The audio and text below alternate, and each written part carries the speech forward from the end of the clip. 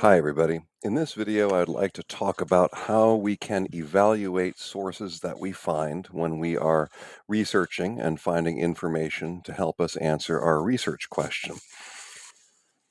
So you can find this information in a couple of handouts that are in your survival guide or that I have given you, depending on how I have set up your particular class. And you can use those handouts to take notes because this video will be a sort of abbreviated review of that information.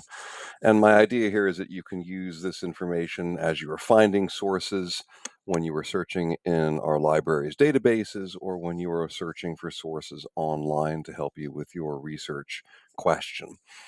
These will also be strategies I will ask you to demonstrate um, in your research and source exam a couple of weeks down the road. Okay, so first a quick review. We've learned in our last couple of lectures about the information cycle when we talked about when an event happens and the way different sources are published and circulated depending upon how far out in time we are from the event. And so if you recall, that's how we understood primary sources, which are original unfiltered documents and data, secondary sources, which are interpretations of those original documents, and then tertiary sources, which we can think of as essentially reference and overview documents like encyclopedias and that sort of thing. And we also talked about scholarly sources. Now, when we are researching or we want to look something up, we probably begin with a Google search. And on Google, of course, we can find, when we say Google, of course, we're talking about the internet, we can find pretty much almost everything, including a lot of irrelevant noise. And so we also know that when we are looking on a Google search, the way sources are ranked do not necessarily equal reliability because search engines, use paid ads and optimize based on popularity and financial considerations. And we also know that Google searches are driven by personalized algorithms, which often feed us more of what it thinks that we want to see rather than necessarily different viewpoints or things that we may not have considered before. We also need to consider something called Sturgeon's Law, which is something that was coined in the 1950s by a person named Sturgeon, who essentially claimed that when we consider any area of human production, artifacts or books or cars, sources, art, that 90% of everything is crap, as he eloquently said. Now, he's being tongue in cheek, but his basic point was when we are looking at a field of sources or a field of products that human beings make, generally speaking, not everything is equal. And our job is to sift through and find the really good stuff when the majority of what's produced isn't all that great. Which means when we're researching, we have to practice information literacy. We have to learn how to identify and evaluate the sources we are looking at. Now, some of us might use AI for research to learn about things and find sources, and that's perfectly legitimate. But just a few background pieces of information. LLMs, that is large language models like ChatGPT and Gemini and Claude and so on, they're trained on what are called tokens, which are essentially numeric representations of words. What all this means, without getting into the weeds, is that when we are conversing with AI, it is mimicking human language by simply reproducing, using statistics, the words that it predicts we want to hear or the words that it predicts should follow next based on probabilities. This means that when they're conversing with us, they're generally retrieving tokens or words from what they've learned from indices, not necessarily the whole web. And they're not looking things up for us unless we actually ask them specifically to look them up.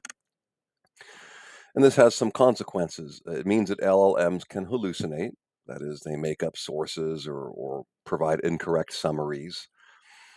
And they can't access a lot of information as another consequence of how they work. Even when we do ask them to search, they can't automatically get behind paywalls or look in databases or have access to very new information. Okay. Now, what this means essentially is that even if we use AI for research, It will direct us to sources if we want to be very credible. It will direct us to sources ultimately. And that means we have to bring Sturgeon's law back into play and practice information literacy. And that means we have to evaluate sources, and that's what this is about. We're going to talk about the CRAAP test. Now, this is just a cute acronym. It's not mine. It's been invented and circulated by colleges and universities for a long time now. And the only reason these terms are put in this order is so that it can spell the memorable acronym CRAAP, um, or CARP, etc. And it means that there are 5 things that we look at when we are evaluating a source that we find. We look at currency, relevance, authority, accuracy, and purpose. I'm going to very briefly summarize these in the following slides, and you can follow along in your handout if you have it in front of you. Please note that these do not appear in order of importance. They appear this way just for the convenience of the acronym. And in fact, if you want my money on this, or for my money, authority is probably the most important thing. But let's just look at these in the order that they usually appear. First of all is currency. When we assess currency, we look at when the source was last published, when it was published or last updated. And we might ask, are there works that are more recently published on the topic? This is especially important if the topic that you are investigating is an area that changes rapidly, such as the sciences, health, social sciences, technology, etc. There are some academic disciplines in the humanities where currency doesn't work this way. Sometimes in history or in philosophy or in literature, you may find sources that are centuries old and they are actually still current depending on the topic in question. But in the sciences and in technology and in popular culture, this becomes pretty important. How recently was it published? We may also want to ask if the source itself draws on current information. And that can help us assess currency. Then there's relevance. Simply put, relevance means that we ask, does the information in the source help us answer our research question? Does it add to our knowledge of the topic? We may also ask who the intended audience is of the original source, since that might help us determine whether it's relevant to our own purposes and to what we need. We may also want to ask the practical questions about whether it's too technical or too simple for us to use, given our particular situation, our timeline, and our audience. We might come across a source, for example, that's very relevant in terms of answering the research question, but it's so dense and technical that it may not actually be useful in a practical sense to us right now. And conversely, we may find information that is just um, uh, too simple and not well supported for our purposes. Okay, so that's relevance. Then we also look at authority, which again, this is probably the most important one to look at. And when we look at authority, we are asking who authored the source and why should we listen to that person and or the group that published it. What are the credentials of the author, for example? Do they have any expertise on the matter that would mean we should listen to them more than somebody else? Can we find other information about the author or the organization um, to help us establish the credibility? Is the author cited elsewhere? We'll find as we learn more about our majors later on in our education, for example, that quite often you'll find the same author or scholar or scientist showing up again and again because they are a known expert on the topic, for example. And we also want to ask, in what publication did we find the source? What do we know about that publication? Who sponsors it? For instance, if we find a helpful opinion piece on something, we might want to ask, well, what website is it on? Is this organization who sponsors that website? Do they have an agenda? Do they have biases? Are they an advocacy group, for example? That doesn't necessarily mean that they're bad or that the source is bad for all purposes. It just might help us understand whether the source has the kind of authority that we want to draw on for a college paper. We also want to look at accuracy, which asks if whether the claims are supported with concrete evidence, or does the source rely on big claims and generalizations? When we're looking at a source and we want to assess accuracy, we might want to see if we can figure out if the source was edited or peer reviewed. Now, if we're looking at a scholarly source and we're pretty confident it's a scholarly source, then we can infer that it was peer reviewed as a rule of thumb.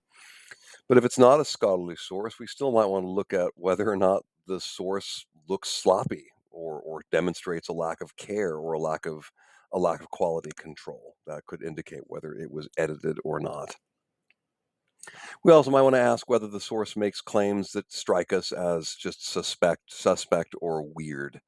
That doesn't mean that we're always right, but sometimes we might get a sense that the source is making claims that might sound off the wall or just suspicious, and we might want to investigate further.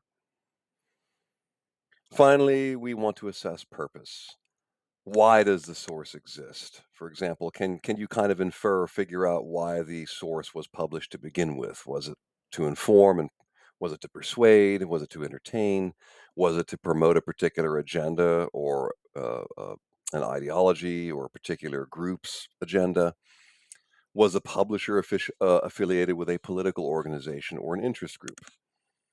Does the source suggest or account for other points of view at all? Or are there other obvious signs of bias? Now, we all have our biases, and we're all entitled to say what we'd like to say, of course, within limits. Um, but we do want to assess whether there is bias that might mean that we don't want to use this source in a college research based paper. We may also want to ask if the publication or publisher is affiliated with a government agency or an academic organization, just because all else being equal, those sorts of entities have higher stakes in keeping things accurate and circulating accurate information. Just as a rule of thumb, okay, we're all human and nothing is perfect, but just as a rule of thumb, we might want to ask that question as well.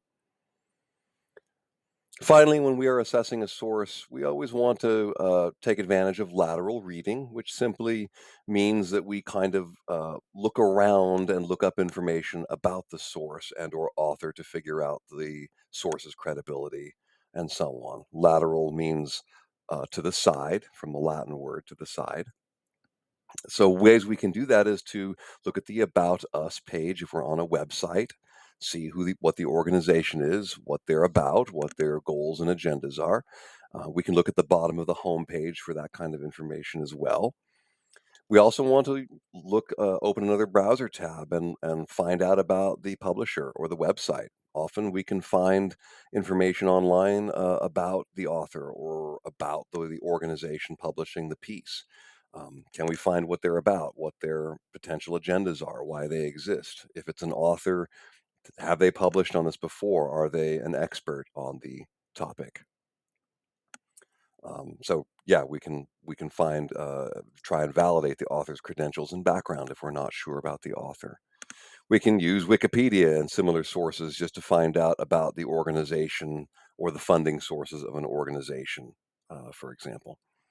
And finally, we can use the rule of three, which is if we really want to corroborate a source, see if we can find three sources about the organization or the website to verify its reputation and make an informed judgment based on that other information you find.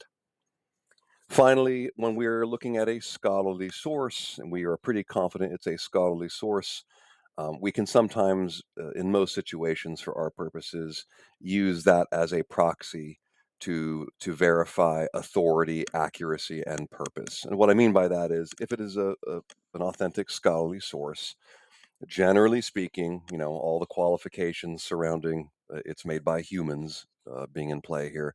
In general, we can say if it's a scholarly source, it's probably authoritative enough for our purposes, which means it's also probably accurate enough for our purposes since it's been peer reviewed.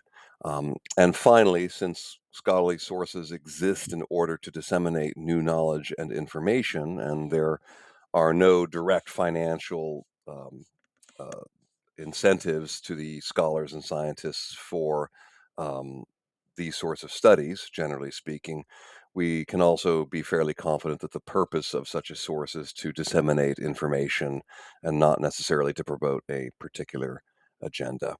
Again, generally speaking.